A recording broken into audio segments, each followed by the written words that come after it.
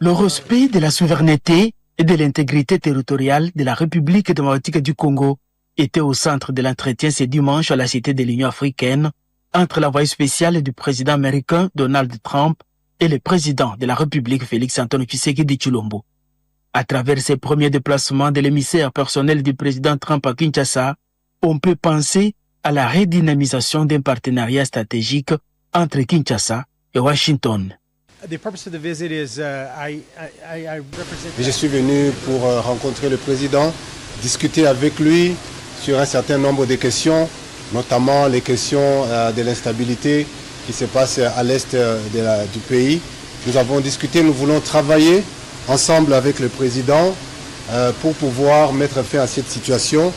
Je crois que la réunion que nous avons eue a été productive. C'est une de plusieurs réunions que nous allons avoir.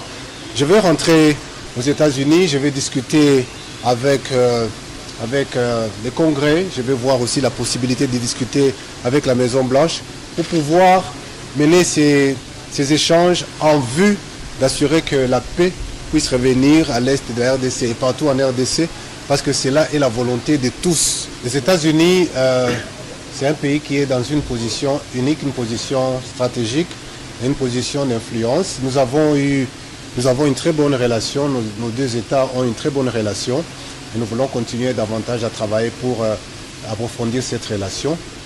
La Maison-Blanche, qui veut s'investir dans le développement de la RDC, souhaite le faire dans un climat de paix afin de promouvoir l'économie congolaise. Nous voulons travailler pour que les entreprises américaines puissent venir investir et travailler ici en RDC. Et pour cela, nous devons nous assurer qu'il y ait un environnement de paix. Et donc nous allons continuer à travailler avec toutes les parties prenantes. Et je crois que le président et nous-mêmes avons eu ces très bonnes discussions et nous allons faire de sorte à ce que cela puisse continuer pour que la paix puisse être restaurée et de manière permanente ici en RDC pour l'intérêt des États-Unis et pour l'intérêt du Congo, pour le développement économique du pays, parce que l'économie ne peut se développer que lorsqu'il y a un environnement de paix. Restaurer la paix et la dignité de tout Congolais reste l'engagement ferme du président de la République Félix-Antoine Tshisekedi. Et toutes les voies rationnelles pour y arriver sont à encourager.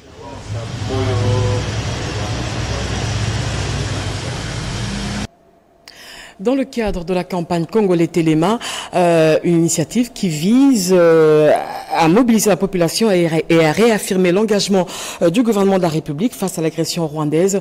Le Premier ministre est arrivé ce lundi dans la ville de Kikwit, ce après avoir traversé la ville de Bandundu, nous dit Chimène Dondo et Pompoumba. La chef du gouvernement congolais, Judith Suminwa Tuluka, mène le Front populaire dans les Grands Bandundu dans le cadre de la campagne Congolais Téléma pour le renforcement du patriotisme.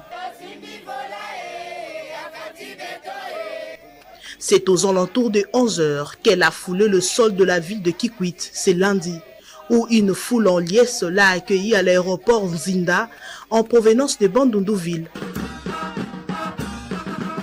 La première ministre Judith Suminwa Tuluka a reçu les honneurs militaires en présence du maire de la ville, Abengiama, des députés et des autorités locales. À son arrivée, Judith Suminwa Tuluka s'est dirigée vers la tribune populaire du camp Singa pour s'adresser à la population. Elle a insisté sur la nécessité de défendre la patrie par tout le Congolais.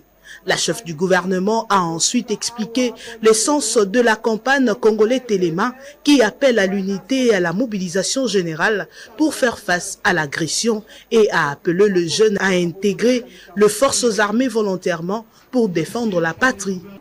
Est-ce que nous avons bien une capacité? Congolais, bon côté. Congolais Téléma, ezana makambo, ebele na sima. Oya liboso tolobi boyi. Jeune nyonso tu, oya yebi kaza elenge. Oya moni, kaza na makasi, faut eza obligation te. Eza na base volontaire. amoni kaza na makasi okende kobunda aliko sarole na armée eza na bakozi armée bazali pona ko accueillir bango ba oyo bamoni que po basalela mboka baza na moyen mosusu akosala ekokozala ndenge tobandaki campagne ya effort de guerre bakoki mpe kocontribue eloko mosusu ya motuya oyo mokonzi ya mboka asengaki alobi salaire ya bamilitaire salaire ya bapolicier tozo multiplier yango par 2 ekobanda na mois de mars oyo mosusu tolobi eza boye esika nyonso tu bozali na nzinga yo tata yo mama yo mwana elenge omoni mutu moko ozoyebela ye bien te okosala nini odénoncer. Après Kikwit, la chef de l'exécutif central se rendra à Kingi, chef-lieu de la province du Kouango, pour poursuivre sa mobilisation contre l'agression rwandaise. Dans un contexte politique marqué par l'agression rwandaise, le gouvernement d'Union nationale semble se dessiner à l'horizon. Au cours d'un point de presse, le coordonnateur national de Horizon 2023 se positionne comme l'alternative recherchée par le président de la République, Félix Tshisekedi, Rodé Panda et Tony Djoma. Dans un contexte de guerre marqué par l'agression rwandaise, la diplomatie que mène le gouvernement de la République porte ses fruits. Résolutions et sanctions riment ensemble et le Rwanda se trouve dos au mur. Au cours d'un point de presse organisé à Kinshasa, le coordonnateur national de Horizon 2023 s'est exprimé à ce sujet. Nous encourageons les chefs de l'État et les gouvernements de poursuivre l'axe diplomatique. À court terme, il faut la réorganisation de notre appareil sécuritaire. Et à long terme, la République démocratique du Congo doit devenir ni plus ni moins une puissance militaire. Des retours d'une mission de plaidoyer en Europe et en Afrique, Dadingoy Chiswaka a rencontré des leaders en Belgique, en France, ainsi que dans des pays comme le Mali, le Niger et le Sénégal. Nous disons au chef de l'État que Horizon est prêt à apporter son expertise. Horizon 2023 regorge plusieurs expertises à son sein, des éminents avocats, médecins, juristes globalement, je vais dire, internationalistes et tant d'autres compétences. Et donc aujourd'hui, nous nous sentons prêts à pouvoir apporter notre pierre à l'édifice. Partenaire du pouvoir depuis 4 ans, Horizon 2023 entend jouer un rôle clé dans la stabilisation du pays et souhaite que le chef de l'État doit rester engagé dans le processus de Luanda et de Nairobi, car la souveraineté nationale ne se négocie pas. Une agression injuste de la part du Rwanda qui continue de soutenir le M23 AFC, cela nécessite une mobilisation générale pour la défense de l'intégrité territoriale. Dans sa campagne de sensibilisation, Jean-Lucien Boussa continue d'inviter les jeunes à s'enrôler dans l'armée. Un reportage d'Edith Chala. En tournée de mobilisation des Congolais et des Congolaises contre l'agression rwandaise dans l'espace Grand Équateur, le ministre du Portefeuille a été accueilli avec Fastak Badolité, chef-lieu de la province du Nord Ubangi, samedi 15 mars 2025. Comme dans les provinces du Sud Ubangi et de l'Équateur, où il est passé précédemment, Jean-Lucien Boussa Tongba a tenu un géant meeting populaire dans cette ville. Il a prêché l'unité nationale et la défense de la mère patrie. Ce membre du gouvernement, Judith Souminois, a appelé les habitants du Nord Ubangi à soutenir les efforts du président de la République, Félix Antoine Tshisekedi, visant à mettre fin, une fois pour toutes, à l'agression rwandaise. Pour y parvenir, le chef de l'État et commandant suprême des forces armées de la République démocratique du Congo et de la police nationale congolaise a besoin du soutien de tous les compatriotes congolais, a insisté ce leader du Grand Équateur. C'est à ce niveau précis que le ministre du Portefeuille a appelé les jeunes du Nord Ubangi à s'enrôler massivement au sein des forces armées de la RDC pour contribuer à la protection et à l'intégrité territoriale défendue ardemment par feu maréchal Mobutu Sese Seko, alors président du Zaïre.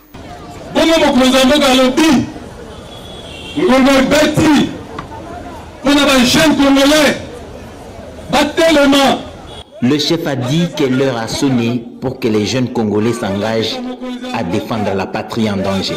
Qui sont ceux qui veulent s'engager dans les forces armées de la RDC et dans la police? L'hôpital militaire du Conceta a vécu une ambiance particulière avec la visite du vice-premier ministre, ministre de la Défense nationale et ancien combattant chez les blessés de guerre. Guy Kabombo Mwandiavita n'y est pas les mains vides dans sa gibecière, des médicaments et autres assistances. Sandra Nyangui et Giresto Fungi étaient présents.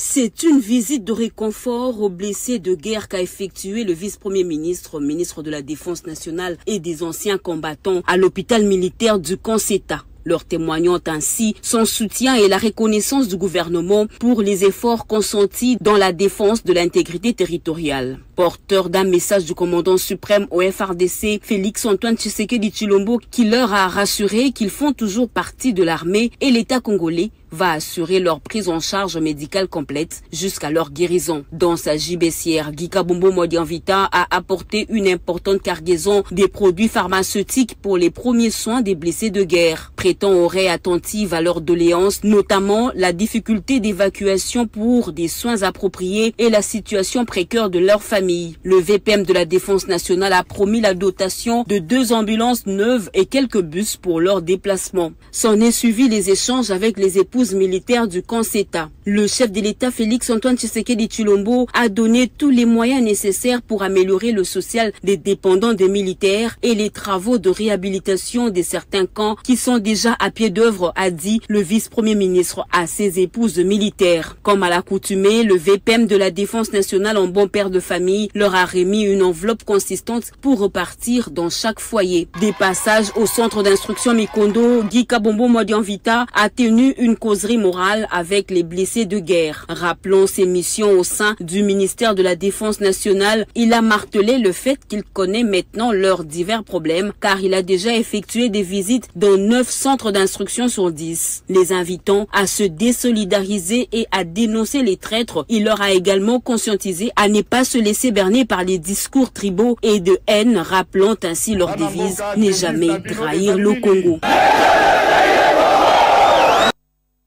Je l'ai dit en titre, des simples récipiendaires aux véritables professionnels. Les bâtisseurs ex-colonna du service national seront formés par l'entreprise Milvest. Le lieutenant-général Jean-Pierre Kabouit a visité les chantiers de la maternité de Kitambo, des travaux exécutés justement par ces bâtisseurs. Cédric Enina. Sœurs qui quittent Kanyamaka CC pour une professionnalisation dans le domaine des constructions. Un pas des géants pour les ex-Kuluna qui s'attaqueront désormais aux mégastructures telles que l'Arena de Kinshasa ou encore d'autres infrastructures modernes. La clé pour y accéder, c'est ces nouveaux partenariats signés avec l'entreprise Milvest dans la formation des bâtisseurs. Une formation beaucoup plus pratique que théorique qui verra dans les prochains jours des ouvriers de la République un peu partout dans les chantiers, assortis d'une main-d'œuvre qualifiée. Nous avions rassuré à l'époque que notre mission, telle que nous avions reçu du commandant suprême, c'était d'aller encadrer ces jeunes gens. Plus on avance, plus le parent, plus la population, plus le peuple congolais est en train de nous faire confiance, que réellement la mission que nous avions reçue de la part de la haute hiérarchie, nous sommes en train de l'accomplir. C'est un premier partenariat que nous venons de conclure, mais nous sommes sollicités de plus en plus et nous sommes en train d'examiner les différentes propositions de partenariat. Tout a été planifié dans le sens de renforcer les capacités opérationnelles de ces bâtisseurs hyper sollicités. Les chantiers de l'hôpital de Kintambo, visités par le commandant du service national, le lieutenant-général Jean-Pierre Kassongo Kabouik, illustrent bien les ambitions et les objectifs fixés. En même temps que nous sommes en train de construire ce nouveau bâtiment, on fait aussi les travaux dans l'ancien bâtiment. Jetez un coup d'œil, on a déjà changé toute la toiture, l'ancien bâtiment. Tout est déjà changé. Mais aussi, allez filmer à l'intérieur, vous allez voir qu'il y a les travaux de cloisonnement qu'on est en train de faire. Donc nous sommes en train de travailler sur les 2 bâtiments à la fois. Je vous promets que ce sera la meilleure maternité de la République. Au-delà d'une simple réinsertion sociale, la professionnalisation prend les pas sur le provisoire.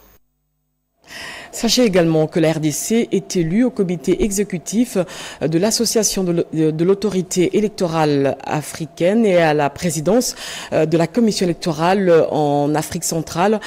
C'était à la 12e assemblée générale de l'association des autorités électorales africaines tenue à Accra, au Ghana. Un reportage de Jean-Pierre Dolodemasso.